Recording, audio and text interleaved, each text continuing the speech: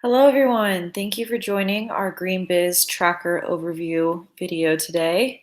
Today I'm going to walk you through how to sign up to be a green business and then how to use the Green Biz Tracker, which is the database that you will be using as you move through the program. So to get started, the first thing that you're going to need to do is go to greenbiztracker.org. That's where you will sign up to be a green business. And you can see on my screen here, this button up top, sign up to be a green business. You'll click that.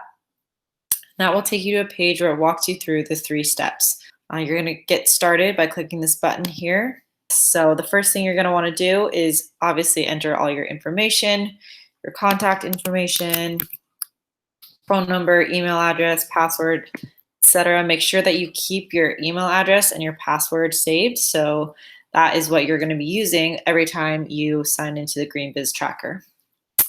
When you move down, you'll see business info, and this is where you're going to enter in your business information. It is important to make sure it's all accurately typed in here. I'm going to make up a business just for the sake of today's video. So Anna's Furniture Store. I'm going to make up an address here, and I'm inputting all of this so that I can show you all what is the most important part of this section, which is to choose the industry that your business is in. So when you drop down this box under select type, this is where you'll choose what type of business your business is. So if you're a food manufacturer, a grocery store, or landscaping services, brewery, there's all different types of sectors that you can choose from, and it's really important to choose the one that most accurately matches up with your business so that you get a checklist with measures that really correspond to the operations of your business. I'm going to be just choosing office and retail. That is a really common one that businesses choose. A lot of businesses are obviously offices or retail, so I'm just going to do that for the checklist that we will be going through today. But obviously the measures will be different depending on the type of business in the checklist. So moving down, you'll see about the business. You'll fill in the number of employees, square footage, and then some more information about your business. So who owns the building? Are there other locations? Do you have hazardous materials on site, etc.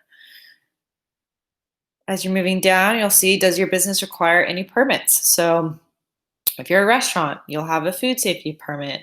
So some businesses might not need any special permits, and that's totally fine. And then finally, how did you learn about the Green Business Program? So under this drop-down button, you can see some of the options are from an event, a friend, social media, maybe the Chamber of Commerce. So just choose whichever one applies to you.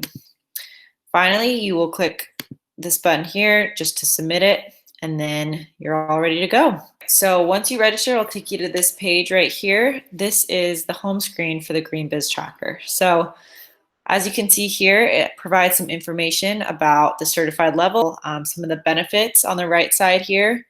And then up in the right-hand corner, you'll see tips to help you use this application. So we'll kind of go through this as well. This is going to be really helpful as you start to move through the tracker because these are a lot of buttons that you'll be using a lot. So it's good to know what each button means and when to use them. So first of all, you'll see understanding the sidebar. On the left side, you'll see the audit group. I call these pillars. So there's 7 different pillars, and I'll exit out so you can see them right here. Energy, pollution prevention, solid waste, transportation, wastewater, water, and community.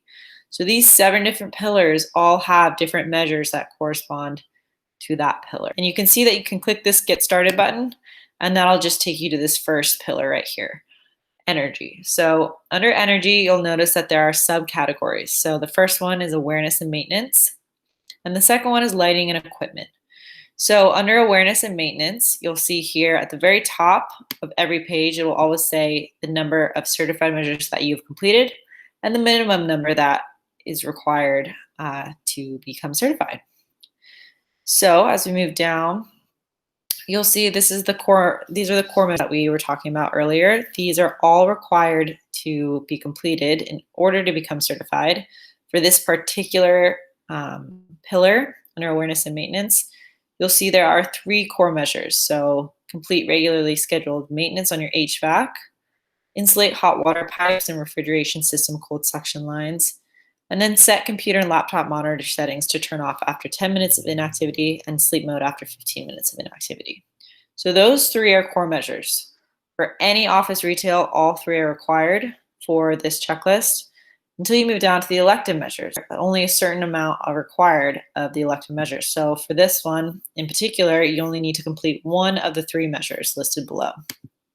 So the options for this one are purchase the 100% renewable option, or you could complete a carbon footprint calculator, or you could buy renewable energy credits to offset the CO2 emissions from your business.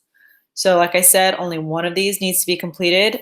Make sure to always check underneath elective measures because it will tell you how many of the measures need to be completed for this category. Do not choose yes until you've actually completed that measure. That helps get rid of any confusion around whether or not it's been verified or whether or not you've already done it or if you just plan to do it. So to make it simple, don't choose yes until you have done it and it can be verified by your program director.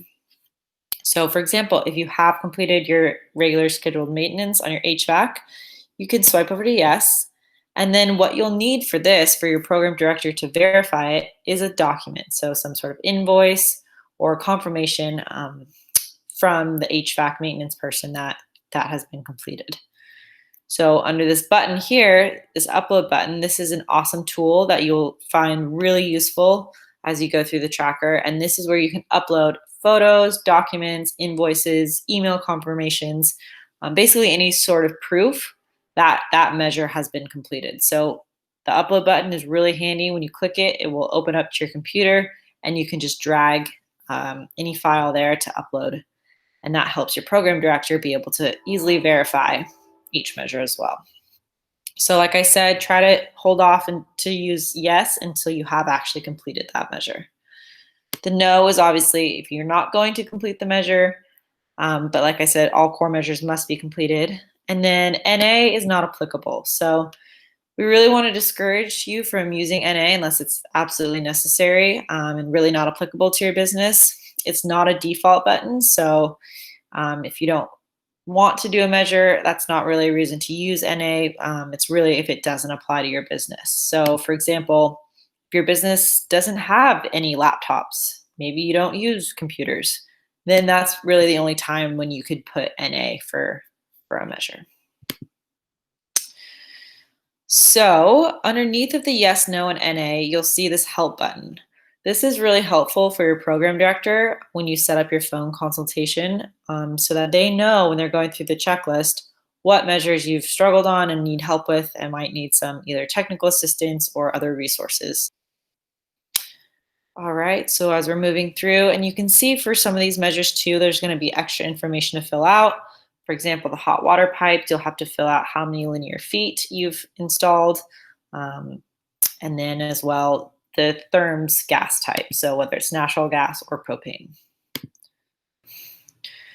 So moving through, you'll see on the right-hand side, sometimes you will see what's called a green tip. So for this one, it says, green tip, visit Monterey Bay Community Power, opt up to NB Prime. So you can see that this green tip corresponds to measure number 4, where they're talking about the 100% renewable option. So it's really helpful right there. If you have questions about that measure, you look over to the green tip and it provides you with the link to the website where you can easily opt up to NB Prime, which is the 100% renewable option. So make sure to check out green tips if you're ever struggling on a measure because that might really help you complete it. At the bottom of every page, you'll see other green things your business is doing. So it's really important to remember that this checklist is not all inclusive. There are many other ways that a business can be incorporating sustainability into their facilities or their operations. And this box allows you to know what else you're doing to be green. So there's something else you're doing that isn't on this checklist, and maybe you think you should receive credit for it. Make sure to note it in this box so that your program director can review it later. Always hit save. That'll make sure that all your progress is updated. If you want to move on to the next category, you just hit save and next, and that'll automatically jump you over to the next one. So that'll be the second subsection under energy, lighting and equipment. And it's the same format for this. Obviously the measures will be different. There might be more or less required core measures for each section, and same with elective measures. So you can see for lighting and equipment, there are only 2 of 6 elective measures that are required.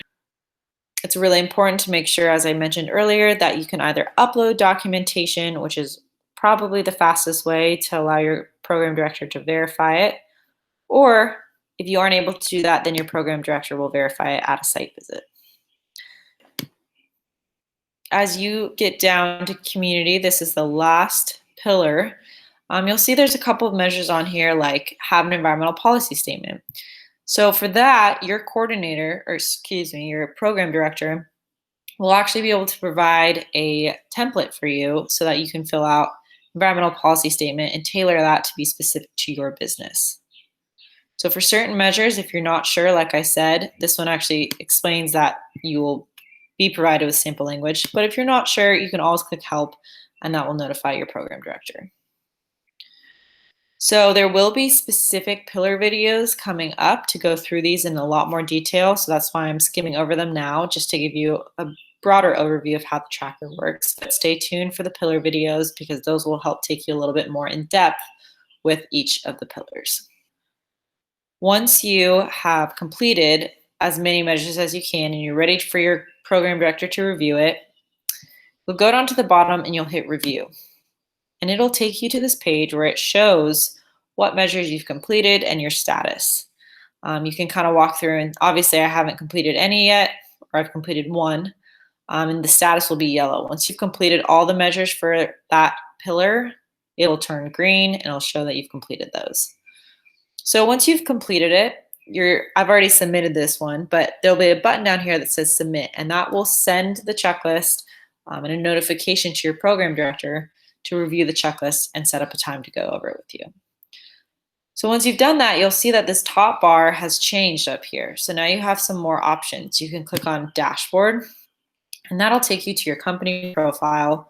And that way you can see your status, your application status, and some communication as well. So emails that have been sent to you from the Green Biz Tracker. And then down here, contact information. So just to go over a couple things here, under my company profile, you'll see it has your business information, you should have the business type category, and this option to complete your profile. So this is really important, especially as you get close to certification. You're going to want to complete your profile. This is because once you become certified, your business will show up not only on the Green Business website, but also under the Shop Green app, which is an app where customers and consumers can find local certified green businesses. So it is really important to complete your profile, including your website, some information about your business, your logo, photos, etc., so that consumers know who you are and a little bit more about your business. So this is taking a while. There we go. So as you can see here, you can fill out your email, website, social media links. Okay, so when you're done with that, you can hit save and then head back to the dashboard. You can always get back to company profile by clicking the tab up at the top here. If you ever want to go back to your checklist, you just click on this checklist, and you will want to go back to your checklist. So obviously the first time you fill out the checklist is not going to be the last time. You'll still have to review it, go through it with your coordinator, and I'm sure complete more measures as you go through the program. So to get back to your checklist, just click that button, click certified, and it'll take you right back to this home page where you can then click on the pillars and move through the checklist again.